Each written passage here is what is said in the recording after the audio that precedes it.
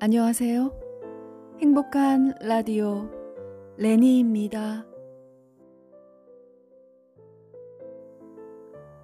오늘의 작품은 숨은 명작인 윌리엄 포크너의 에밀리에게 장미를 일한 단편입니다. 자기만의 방식으로 40년간 변하지 않는 사랑을 한 에밀리의 사랑 이야기입니다. 소설이 끝난 후에는 시 한 편을 실었습니다. 다 읽고 난 후 그 시가 바로 떠올랐고 에밀리에게 장미를 바치는 저의 리뷰입니다.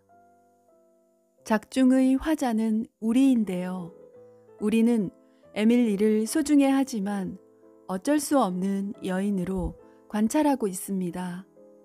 그녀는 왜 스스로 고립된 채 세월을 비껴가며 살아가는 걸까요?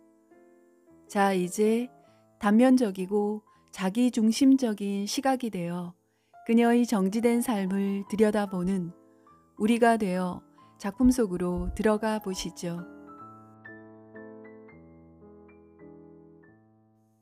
미스 에밀리 그리슨이 세상을 떴을 때 우리 마을 사람들 모두 그녀의 장례식에 참석했다. 남자들은 말하자면 무너져버린 기념비에 대한 애정어린 존경심에서, 여자들은 대부분 그녀의 집안을 들여다보려는 호기심에서 참석했던 것이다. 지난 10년 동안 정원사이자 요리사였던 늙은 하인을 빼놓고는 어느 누구도 그 집을 들어가 본 적이 없었던 것이다. 미스 에밀리가 살던 집은 한때 흰색으로 칠해져 있던 커다랗고 네모난 목조 건물로 1870년대의 대단히 우아한 건축 양식을 본떠 지은 것이었다.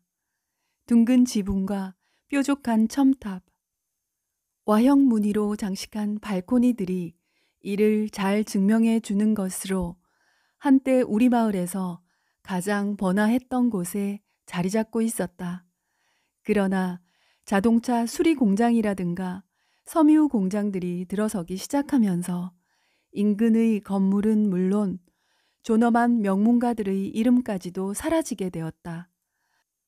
다만 에밀리 양의 집만 남아서 완고하면서도 교태를 부리는 듯한 잣대로 자신의 쇠락한 모습을 면화를 운반하는 차나 주유소의 가솔린 펌프 위로 드러내고 있었던 것이다. 사실 이보다 꼴불견인 것은 없었다.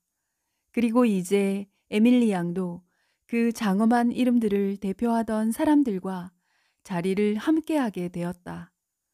그들은 향나무가 생각에 잠긴 듯 가지를 늘어뜨리고 있는 공동묘지에 제퍼슨 전투에서 쓰러진 북군과 남군의 유명 및 무명의 병사들 틈에 끼어 잠들어 있었다. 생전에 에밀리 양은 마을 사람들에게는 일종의 전통이자 의무였고, 그리고 걱정거리였다. 말하자면 이 마을 사람들이 대대로 짊어져야 했던 짐과도 같은 존재였다. 마을의 시장이었던 사토리스 대령은 에밀리 양의 아버지가 세상을 뜬 날, 그러니까 1894년 그날부터 영구히 그녀에게 세금 면제의 혜택을 부여했다. 바로 그날부터 에밀리 양은 마을 사람들에게 일종의 짐이 되었던 것이다. 물론 에밀리 양이 그러한 자선을 순순히 받아들일 리는 없었다. 그래서 사토리스 대령은 이와 관련하여 이야기를 하나 꾸며냈다. 즉, 일찍이 에밀리 양의 아버지가 마을에 돈을 꿔준 적이 있었는데 마을로서는 절차상 이런 방식으로 돈을 갚을 수밖에 없다는 취지로 이야기를 꾸며냈던 것이다. 아마도 사토리스 대령과 같은 세대의 사람들이나 그 생각에 동조하는 사람들만이 이런 식의 이야기를 꾸며낼 수 있을 것이다. 또한 에밀리 양과 같은 여자만이 그런 이야기를 믿을 것이다. 좀 더 현대적인 생각을 가진 사람이 시장과 시의원이 되자 이런 조처에 대해서 약간의 불만이 일어났다. 그래서 그들은 연초가 되자 세금 고지서를 그녀에게 우송했다. 그러나 2월이 되었는데도 뭐라 답장이 없었다. 그들은 어느 때든지 편리한 시간에 시청으로 방문해 줄 것을 요청하는 공문을 그녀에게 발송했다. 일주일이 지난 다음 시장이 몸소 그녀에게 편지를 써서 직접 모시러 가든가 아니면 차를 보내겠다는 뜻을 전했다. 그러나 답장으로 받은 것은 아주 고풍스러운 모양의 종이 위에 사연을 써놓은 쪽지 하나였다. 색이 바랜 잉크를 사용하여 흐르는 듯한 필체로 가늘게 써놓은 사연에 따르면 그녀는 전혀 외출을 하지 않는다는 것이었다. 그리고 세금 고지서도 함께 동봉되어 있었으나 거기에는 어떠한 언급도 없었다. 그들은 시의원들을 소집하여 회의를 했다. 그리고 그녀의 문제를 담당할 대표가 선정되었다. 대표는 사람들과 함께 그녀의 집을 찾아가 문을 두드렸다. 그 문은 8년 전인가 10년 전에 그녀가 도예 강습을 그만둔 뒤로 아무도 통과해 본 적이 없던 문이었다. 늙은 하인이 그들을 맞이한 곳은 어두침침한 현관이었다. 그곳은 하나의 계단이 더욱 어둠에 쌓여 있는 곳으로 통하고 있었다. 집안에서는 오랫동안 비워두었던 집에서 나는 매캐하고 칙칙한 냄새가 났다. 흑인은 그들을 응접실로 안내했다. 그곳에는 묵직한 가죽을 씌운 가구들이 놓여 있었다. 흑인이 덧문 하나를 열자 가죽에 금이 간 것이 보였다. 이윽고 그들은 자리를 잡고 앉았을 때 아련한 먼지가 그들의 허벅지 근처에서 느릿느릿 피어올라 한 줄기 햇살과 함께 빙글빙글 맴도는 것이 보였다. 벽난로 옆에는 변색된 금빛의 이젤이 세워져 있었는데 그 위에는 크레용으로 그린 에밀리 양 아버지의 초상화가 걸려 있었다. 그들은 자그마한 체구에 뚱뚱한 여자가 검은 옷을 입은 채 들어오자 자리에서 일어났다. 그녀는 허리께까지 드리워진 가느다란 금줄을 두르고 있었는데 그 줄의 끄트머리는 허리띠 안쪽으로 감추어져 있었다. 그녀는 또한 변색된 금빛 손잡이가 달린 흑단 지팡이에 몸을 의지하고 있었다. 그녀의 골격은 작고 가늘었다. 그래서 다른 여자였다면 통통해 보였을 몸매인데도 그렇게 뚱뚱해 보였던 것이다. 그녀는 마치 웅덩이에 오랫동안 담겨진 시체처럼 퉁퉁 부어 있었고 또한 피부는 누렇게 떠 있었다. 그녀의 두 눈은 부푼 얼굴에 묻혀 움푹 들어가 마치 밀가루 반죽 속에 석탄 두 조각을 꾹 눌러 박은 듯한 모양이었다. 그 눈은 방문객들이 용건을 말하는 동안 이 사람의 얼굴에서 저 사람의 얼굴을 향해 움직이고 있었다. 그녀는 그들에게 앉으라고 권하지도 않았다.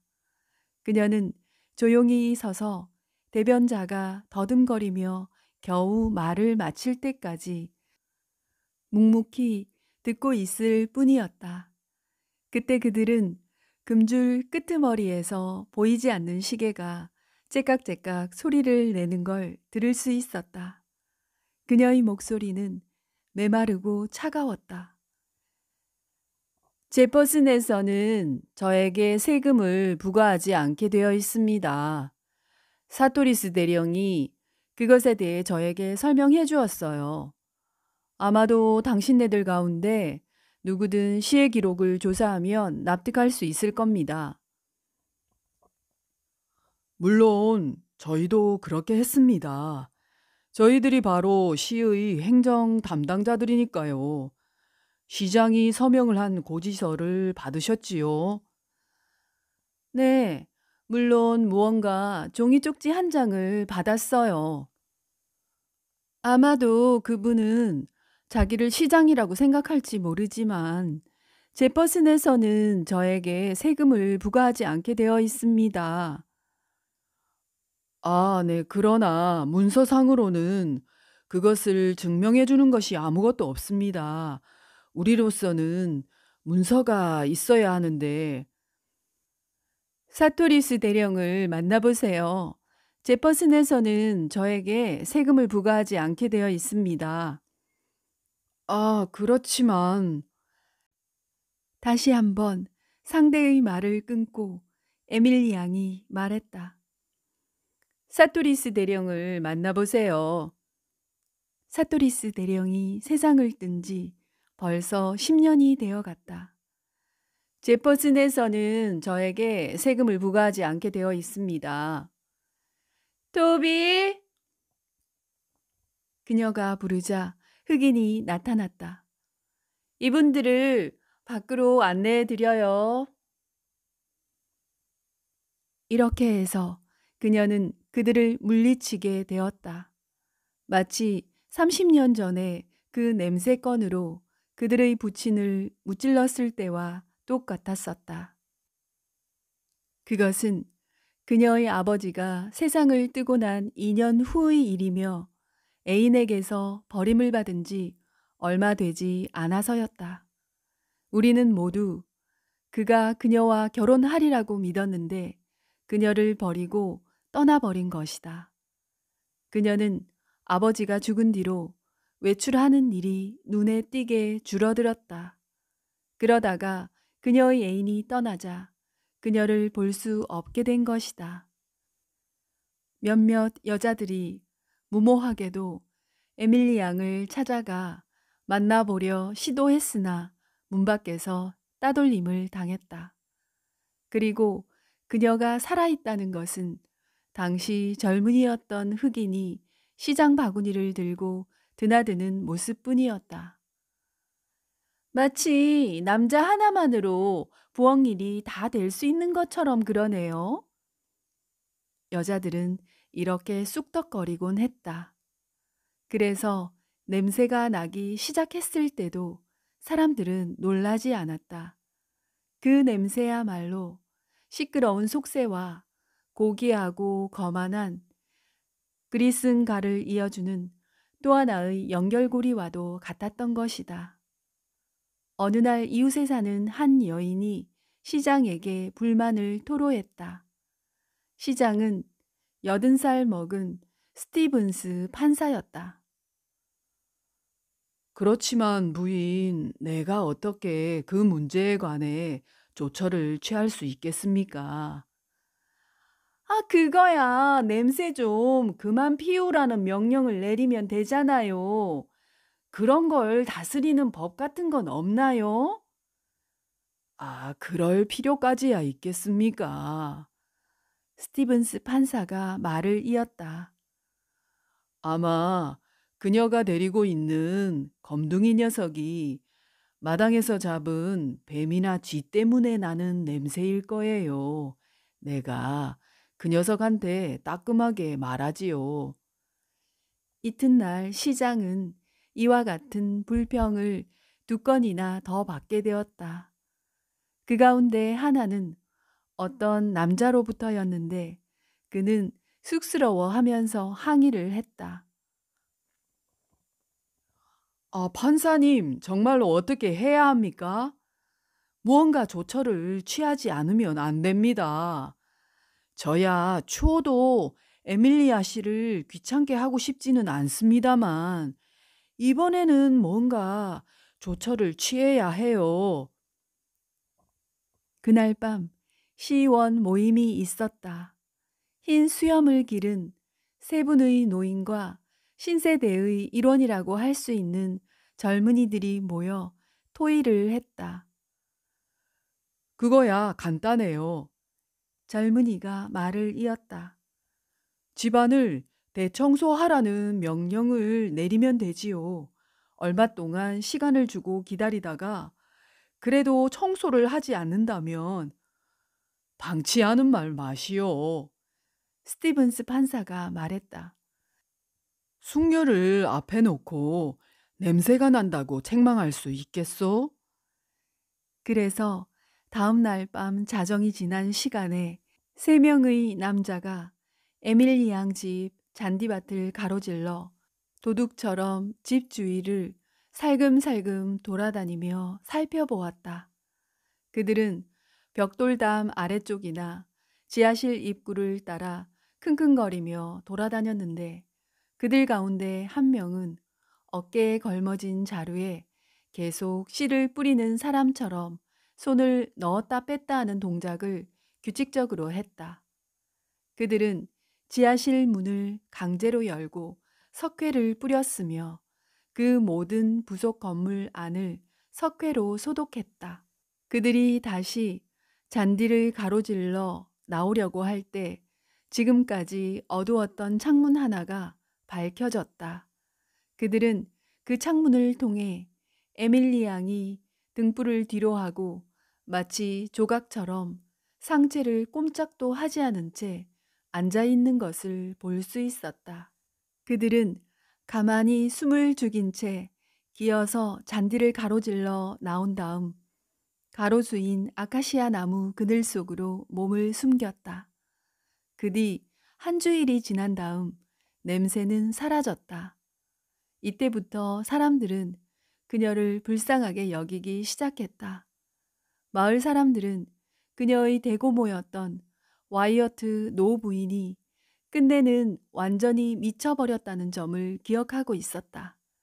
그리고 그리스인가의 사람들은 별것도 아니면서 거만하게 거드름을 피우는 사람들이라고 믿고 있었다.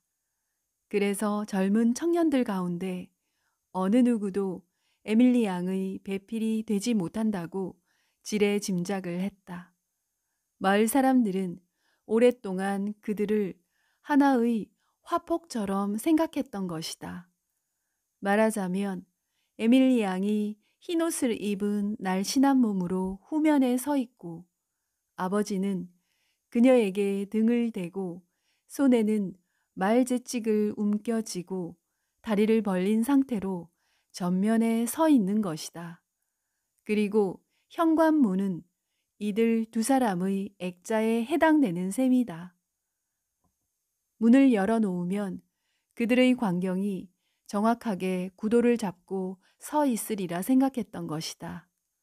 그래서 그녀가 30살이 되고 아직도 미혼이었을 때 우리 마을 사람들은 기분이 꼭 유쾌한 것은 아니지만 후련한 느낌을 가졌다. 하지만 아무리 가게에 정신병이 유전된다고 하더라도 그런 기회가 그녀에게도 올 수 있었을지도 모른다고 생각했다. 그녀의 아버지가 세상을 떠났을 때 그녀에게 남겨진 유산이라고는 그 집이 전부라는 소문이 떠돌았다. 그리고 어떤 의미에서 사람들은 그 점을 기쁘게 생각했다. 드디어 그녀를 동정할 수 있으니까 거지와 같은 처지로 에밀리 양 혼자 남게 되었다면 인간다운 모습을 보이게 되지 않겠냐는 것이 사람들의 생각이었다. 이제 한두 푼 때문에 황홀해하거나 절망하는 그 오랜 인간의 습성을 그녀 또한 체득하게 될 것이 아닌가. 그녀의 아버지가 세상을 떠난 다음 날 우리는 관습대로 여자들이 그녀의 집을 방문해 위로의 말과 도움을 줄 준비를 했다. 문간에서 여자들을 맞이한 에밀리 양은 평소와 같은 차림에 슬픈 기색이라고는 전혀 없었다. 그리고 아주 담담하게 사람들에게 아버지가 돌아가시지 않았다고 말했다. 목사님과 의사들이 찾아와 시신을 처리하자고 설득했는데도 그녀는 그런 식으로 사흘을 버텼다. 결국 법과 경찰의 힘을 빌리려고 하자 그제야 굴복했고, 이에 사람들은 재빨리 시신을 처리했다. 그 당시 우리는 어느 누구도 그녀가 미쳤다고 말하지 않았다. 그녀로서는 그렇게 할 수밖에 없었을 것이라고 믿었을 뿐이다.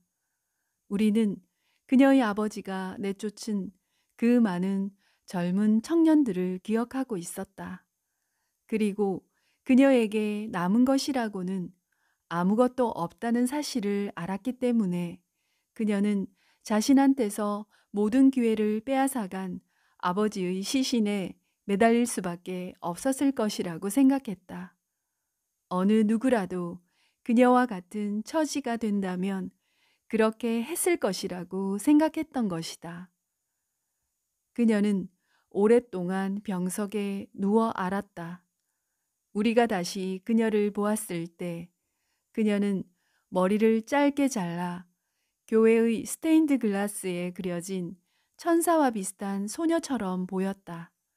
그리고 어딘가 모르게 비극적이며 고요함 같은 것이 느껴졌다. 그녀의 아버지가 세상을 뜬 그 해 여름부터 시가지의 도로를 포장하기 위한 공사가 시작되었다. 건설회사 사람들이 흑인들과 노새와 기계들을 끌고 나타났다. 현장 감독은 호머 베론이라는 사람이었다. 그는 북부 출신으로 키가 크고 피부가 거무튀튀하고 행동에 거침이 없는 사람으로 커다란 목소리에 얼굴빛보다 더 밝은 눈빛을 하고 있었다. 어린아이들은 떼를 지어 따라다니면서 그가 흑인들에게 호통을 치는 것을 듣거나 흑인들이 곡괭이의 오르내림에 맞추어 부르는 노랫소리에 귀를 기울이기도 했다. 얼마 지나지 않아 그는 마을 사람들과 모두 안면을 트게 되었다. 광장 어딘가에서 왁자지껄한 웃음소리가 들리면 거기에는 반드시 호머 베론이 사람들에게 둘러싸여 얘기하고 있는 소리였다.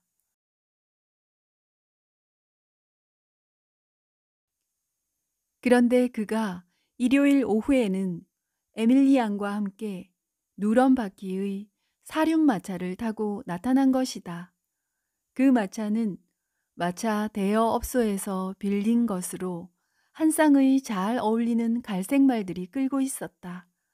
처음에 우리는 에밀리 양이 무언가에 흥미를 갖게 되었다는 사실만으로도 기뻐했다. 여자들은 이구동성으로 물론 그리슨 가문의 사람이 북부 사람, 그것도 날품팔이 노동자를 진심으로 대하진 않을 거예요. 라고 말했다. 할머니들 가운데서도 아무리 비통하다 해도 진정한 숙녀라면 귀족으로서의 최소한의 의무를 저버려서는 안 된다고 말하는 분들도 있었다. 물론 노블레스 오블리주라는 표현을 직접 사용한 것은 아니지만 그들은 불쌍한 에밀리를 친척들이 와서 좀 돌봐줘야 할 텐데 하며 안타까워했던 것이다. 알리바마 주에 친척들이 살고 있었지만 수년 전에 그녀의 아버지가 미친 여자였던 와이어트 노부인의 유산을 놓고 싸우는 바람에 지금은 연락을 끊고 지내고 있었다. 그들은 심지어 장례식에도 나타나지 않았다. 할머니들이 불쌍한 에밀리라는 표현을 쓰게 되자 곧 사람들은 수군거리기 시작했다. 정말로 그렇게 생각하세요? 그들은 서로에게 물었다. 물론이지요. 그렇지 않다면? 이 말은 손으로 입을 가리고 한 말이었다.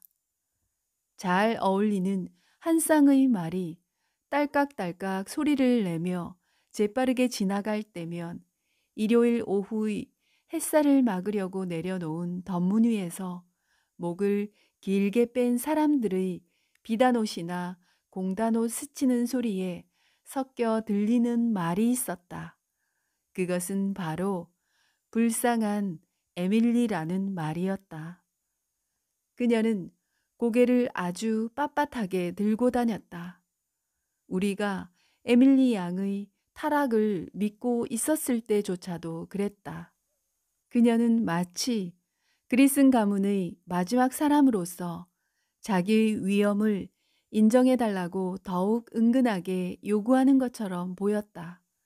그녀는 감히 이러쿵저러쿵 할 수 없는 사람이라는 점을 사람들에게 재확인시켜 주기 위해 그 정도의 타락을 감수하는 것처럼 행동했던 것이다.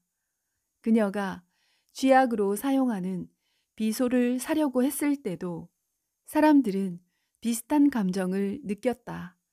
그러니까 사람들이 불쌍한 에밀리라고 말한 지 1년이 지나서였다.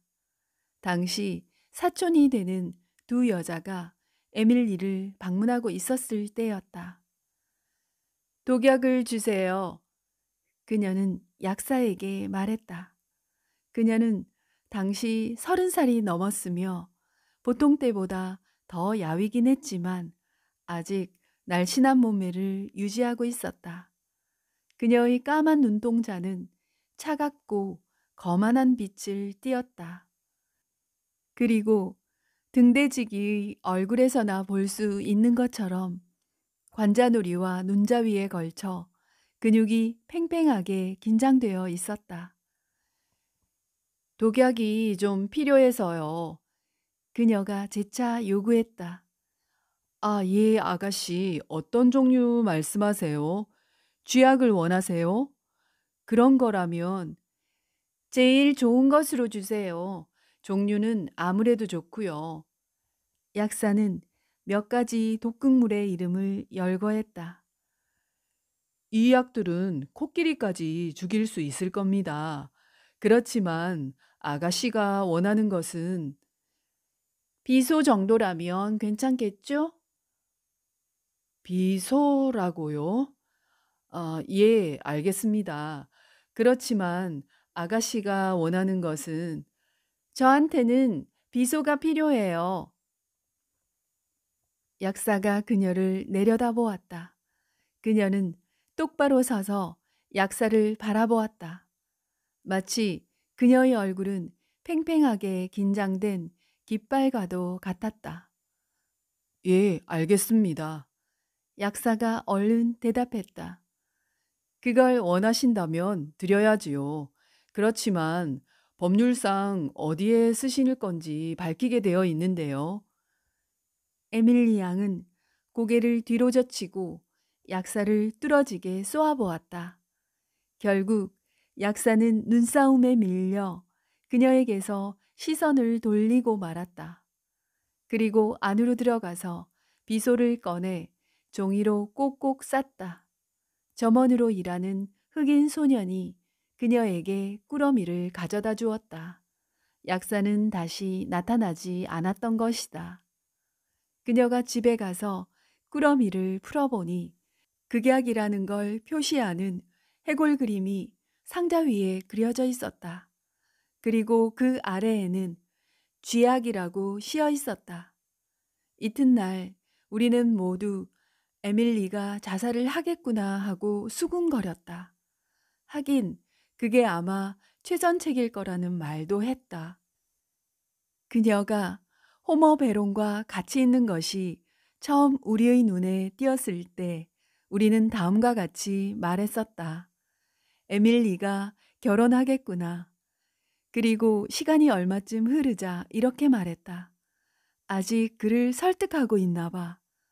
왜냐하면 호머 스스로 자신은 결혼할 타입이 아니라고 공언했기 때문이다. 그는 사실 남자들끼리 어울리는 것을 더욱 좋아했고 그가 엘크스 클럽에서 젊은 남자들과 어울려 술을 마시곤 한다는 사실을 누구나 알고 있었다. 그리고 우리는 일요일 오후 그들이 번질번질한 사륜마차를 타고 지나갈 때 가엾은 에밀리라고 안타까워했다. 그때 에밀리는 머리를 높이 치켜들고 있었고 베로는 모자를 젖혀 쓴 채 여송연을 이빨 사이에 물고 누런 장갑을 낀 손으로 말고삐와 재칙을 요란스럽게 휘두르고 있었다. 그런 다음 몇몇 여자들 사이에서 에밀리 양과 베론의 결혼은 마을의 수치일 뿐만 아니라 젊은이들한테 좋지 않은 본보기가 될 것이라는 두의 비판이 오고 가기 시작했다. 남자들은 간섭하고 싶지 않았으나 결국에는 여자들의 성화에 못 이겨 침례교 목사가 에밀리 양을 방문하게 되었다. 그는 그녀와 만나 무슨 이야기를 나누었는지 일체 발설하지 않았지만 어쨌거나 다시는 찾아가지 않으려 했다. 다음 일요일에도 그들은 여전히 마차를 탄 채 달리곤 했다. 결국 그 다음 날 목사님 부인께서 엘리바마에 있는 에밀리 양의 친척에게 편지를 써서 보냈다. 그리하여 그녀는 다시 친척의 방문을 받게 되었고 우리는 느긋이 뒤로 물러나 일이 어떻게 진전되는가를 관망했다. 처음에는 아무 일도 일어나지 않았다. 그래서 우리는 그들이 틀림없이 결혼할 것이라고 확신하게 되었다. 우리는 에밀리 양이 보석 가게에 들렀다는 사실과 남자의 은재 화장 도구를 한 벌 주문했다는 사실도 알게 되었다. 거기에는 모두 호머 베론의 머리글자를 새기게 했다는 것도 알았다. 그 뒤 이틀이 지나 우리는 그녀가 잠옷을 포함하여 남성용 의복을 하나도 빼지 않고 사들였다는 사실도 알게 되었다. 그래서 우리는 그들이 결혼을 한 모양이야 하고 말했다. 우리는 정말로 기뻤다. 우리가 기뻤던 이유는 에밀리 양의 사촌이었던 두 여인이 에밀리 양보다도 그리슨 가문의 티를 내고 다녔기 때문이다. 그래서 우리는 호머 베론이 마을을 떠난 것에 별로 놀라지 않았다. 도로 포장이 끝난 지 얼마 되지 않아서였다. 다만 시끌벅적한 행사가 없다는 것에 약간 실망했을 뿐이다. 그러나 우리는 에밀리 양을 맞이할 준비를 하기 위해서 아니 그 지겨운 사촌들을 쫓아보낼 기회를 그녀에게 주기 위해서 그가 떠난 것이라고 믿었다. 사실 우리는 그때쯤 에밀리 양의 사촌들을 따돌리기 위해서라면 어떠한 각오도 할 태세가 되어 있었고 그러한 의미에서 우리 모두가 기꺼이 에밀리 양과 공모자가 될 수 있었다. 아니나 다를까 일주일이 흐르자 사촌들은 떠났다. 그리고 우리들이 처음부터 예상했던 것처럼 사흘도 채 되지 않아서 호머 베론이 다시 마을로 돌아왔다. 어느 날 저녁 땅거미가 질 무렵 흑인 하인이 부엌문으로 그를 맞아들이는 것을 누군가가 보았다고 한다. 그 뒤로는 호머 베론의 모습을 어느 누구도 볼 수가 없었다. 게다가 에밀리 양의 모습도 얼마 동안 볼 수 없었다. 흑인 하인이 시장 바구니를 들고 드나들었지만 이미 현관문은 굳게 닫힌 채였다. 어쩌다가 그나마 한순간 그녀의 모습을 볼 수 있었다. 어느 날 밤 사람들이 그녀의 집에 가서 석회를 뿌릴 때 보았던 것처럼 그녀의 모습을 언뜻 볼 수 있었던 것이다. 그러나 거의 6개월 동안 그녀는 거리의 모습을 드러내지 않았다. 이윽고 우리는 이것 또한 예상했던 일이었음을 깨닫게 되었다. 여자로서 에밀리 양의 삶을 수없이 좌절시켰던 그녀의 아버지의 성품이 너무나 독살스럽고 격렬해서 아직 사라지지 않고 집안에 떠돌고 있는 것 같았다. 비로소 우리가 에밀리 양을 보았을 때 그녀는 많이 뚱뚱해졌고 머리칼은 잿빛으로 변해 있었다. 그 다음 2, 3년간은 머리칼이 점점 더 잿빛으로 변하더니 마침내 희끗희끗한 철회색을 띠고 나서야 변색을 멈추었다. 그녀가 74세로 죽는 날까지 머리칼은 활동적인 남자의 머리칼처럼 여전히 힘에 넘치는 철회색을 띠고 있었다. 그 무렵부터 그녀의 집 현관문은 닫힌 채였다. 그녀가 47 전후로 5, 6년 동안 현관문이 열려 있었는데 그때가 바로 도예 그림 강습을 하던 때였다. 아래층의 방 하나를 화실로 꾸며 사토리스 대령과 같은 연배의 사람들이 딸이나 손녀딸들을 그녀에게 보냈다.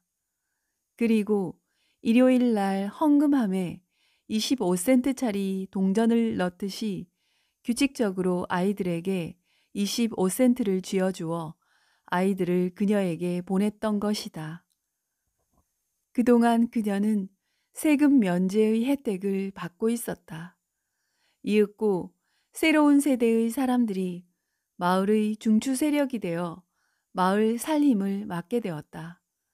그림 강습을 받던 아이들이 자라서 어른들이 되었지만 자기 아이들에게까지 물감통과 지겨운 붓들, 여성지에서 오려낸 그림들을 들고서 그녀를 찾아가게 하지는 않았다. 마지막 학생이 떠나자 현관문은 다시 굳게 닫힌 채 그 후로는 영원히 열리지 않았다. 마을이 무료 우편 배달 제도를 실시하게 되었을 때 에밀리 양 혼자만 현관문 위쪽에 금속으로 된 번호판을 부착하는 일과 문짝에 우편함을 다는 일에 거부의사를 표시했다. 그녀는 도대체 사람들의 말에 귀를 기울이려 하지 않았다. 날이 가고 달이 가고 해가 가는 동안 우리는 시장 바구니를 들고 드나드는 흑인 하인의 머리칼이 점점 더 휘어지고 허리가 구부정해 가는 것을 지켜보았다. 매년 12월이 되면 우리는 그녀에게 세금 고지서를 보냈는데 그것을 받는 사람이 없다고 해서 일주일 후에는 우체국으로 다시 돌아왔다. 이따금 우리는 아래층 창문을 통해 그녀의 모습을 볼 수 있었다. 2층 창문은 완전히 봉쇄한 것 같았다. 그때 그녀의 모습은 마치 벽면을 움푹 파놓고 그 위에다 세워둔 토르소 조각상처럼 보였다. 물론 그녀가 창밖에 있는 우리에게 눈길을 주고 있는지 그렇지 않은지는 알 수가 없었다. 이리하여 그녀는 한 세대를 건너고 있었다. 모두에게 소중한 동시에 피할 수도 없는 어쩔 수도 없는 여인으로 또한 냉정하고도 고집센 여인으로 에밀리 양은 세월을 비껴가며 살았던 것이다. 그리고 이제 그녀가 세상을 떠났다. 먼지와 그늘로 가득한 바로 그 집에서 거들어주는 사람이라고는 비틀거리는 늙은 흑인 하인 하나밖에 없는 집에서 그녀는 쓸쓸히 죽은 것이다. 우리는 심지어 그녀가 아프다는 사실조차 알지 못했다. 흑인 하인에게 무언가 정보를 얻으려는 시도조차 포기한 지 벌써 오래되었기 때문이다. 그는 아무하고도 말을 하지 않았다. 그의 목소리가 오랫동안 사용되지 않은 것처럼 쇳소리를 내는 걸 보면 심지어 에밀리 양과도 말을 하지 않았을 것이라는 생각이 들었다. 그녀는 아래층에 방 안의 육중한 호두나무 침대 위에 누워 숨을 거두었다. 그곳은 커튼이 낮게 드리워져 있었는데 얼마나 햇살을 쬐지 못했는지 베개에 누렇게 곰팡이가 끼어 있었다. 에밀리 양은 그 베개 위에 잿빛 머리를 얹은 채 숨을 거둔 것이다. 흑인 하인이 첫 번째로 찾아온 여자들을 현관에서 맞이해 안으로 들였다. 하인은 목소리를 죽인 채 수군거리면서 호기심에 찬 눈초리를 번뜩이는 여자들을 남겨놓은 채 사라졌다. 그는 뒷문을 통해 나가더니 다시는 모습을 드러내지 않았다. 에밀리 양의 사촌인 두 여인이 즉각 달려왔다. 장례식은 이틀째 되던 날에 거행되었다. 마을 사람들은 꽃가게에서 사온 한아름의 꽃 속에 파묻힌 에밀리 양에게 작별 인사를 하러 찾아왔다. 크레용으로 그린 그녀의 아버지의 초상화가 관 위쪽에서 심각한 얼굴로 명상에 잠겨 있었고, 여자들은 소름이 돋는 듯한 표정을 지으며 소곤소곤 이야기를 했다. 그리고 아주 나이가 많이 먹은 사람들이 베란다와 잔디밭에서 그녀에 관해 이야기를 나누고 있었다. 그들은 아마 에밀리 양과 같은 또래의 사람인 것 같았고, 그 가운데 몇몇은 남군의 군복을 손질해서 차려입고 있었다. 그들은 한때 그녀와 춤을 추기도 했고, 어쩌면 그녀에게 구혼을 했을지도 모른다. 노인들이 흔히 그러하듯 그들은 시간이 수학적으로 정확히 진행되리라는 사실을 모르는 것 같았다. 노인들에게 과거란 사라져가는 희미한 길이 아니라 광활한 초원처럼 절대로 겨울의 손길이 다다르지 못하는 것이다. 그리고 그 초원과 현재의 그들을 나누는 것은 최근 16년이라는 세월의 좁은 길일 뿐이다. 이미 우리는 지난 30년간 아무도 들여다보지 못한 방이 계단 위층에 있다는 걸 알고 있었다. 그리고 그 방의 문을 열려면 힘을 써야 할지도 모른다는 사실을 알고 있었다. 우리는 에밀리 양을 땅에 묻을 때까지 그 방의 문을 열지 못하고 기다려야 했다. 이윽고 문을 거칠게 때려 부수는 바람에 방 안에 먼지가 가득 일었다. 신혼 첫날 밤을 위해 꾸미고 장식한 방 안은 무덤의 관처럼 엷고 매캐한 먼지로 덮여 있었다. 퇴색한 장밋빛 비로드 커튼 위에, 장밋빛 전등 갓 위에, 화장대 위에, 섬세하고 우아한 크리스털 그릇 위에, 변색된 은으로 감싸인 남성용 화장 도구 위에, 은은 얼마나 심하게 변색되었는지 그 위에 새겨진 글자가 보이지 않을 정도였다. 그것들 가운데에 옷깃과 넥타이가 마치 방금 벗어놓은 것 같은 상태로 놓여 있었다. 그것을 들어 올리니까 가구의 표면 위에 희미한 초승달과도 같은 자국이 드러났다. 의자에는 정성을 들여 개어놓은 양복 한 벌이 놓여 있었으며, 그 아래에는 벗어던진 양말과 함께 한 켤레의 말없는 구두가 있었다. 남자 자신도 침대 위에 누워 있었다. 우리는 그곳에 서서 육탈이 되어 심오한 웃음을 짓는 듯한 해골을 뚫어지게 바라보았다. 분명히 남자는 한때 포옹의 자세를 취한 채 누워 있는 것처럼 보였다. 그러나 이제 사랑보다 오래 계속되는 길고 긴 잠이, 고통에 일그러진 사랑까지도 정복해 버린 잠이 그를 능멸하고 있었다. 잠옷이었던 천 조각 아래에 그가 남긴 육체의 흔적이 보였는데, 그것은 그가 누워있는 침대와 뗄 수 없을 만큼 뒤엉켜 붙어 있었다. 그리고 그의 몸 위에, 그리고 옆에 놓여있는 베개 위에도 끈질기게 먼지가 고르게 덮여 있었다.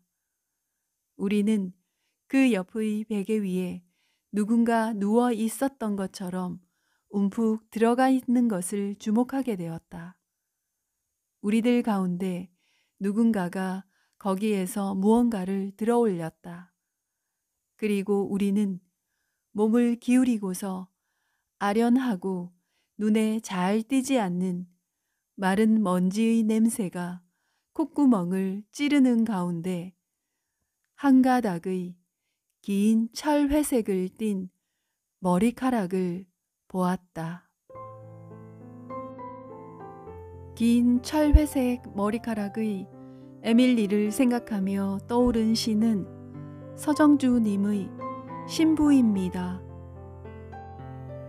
신부는 초록 저고리 다홍 치마로 겨우 귀밑머리만 풀리운 채 신랑하고 첫날 밤을 아직 앉아 있었는데 신랑이 그만 오줌이 급해져서 냉큼 일어나 달려가는 바람에 옷자락이 문 돌적기에 걸렸습니다. 그것을 신랑은 생각이 또 급해서 제 신부가 음탕해서 그새를 못 참아서 뒤에서 손으로 잡아당기는 거라고 그렇게만 알고 뒤도 안 돌아보고 나가버렸습니다. 문 돌적기에 걸린 옷자락이 찢어진 채로 오줌 누곤 못 쓰겠다며 달아나 버렸습니다. 그러고 나서 40년인가 50년이 지나간 뒤에 뜻밖의 딴 볼일이 생겨 이 신부네 집 옆을 지나가다가 그래도 잠시 궁금해서 신부 방문을 열고 들여다보니 신부는 귀밑머리만 풀린 첫날 밤 모양 그대로 초록 저고리 다홍 치마로 아직도 고스란히 앉아 있었습니다. 안쓰러운 생각이 들어 그 어깨를 가서 어루만지니 그때서야 매운 재가 되어 폭삭 내려앉아 버렸습니다. 초록 재와 다홍 재로 내려앉아 버렸습니다.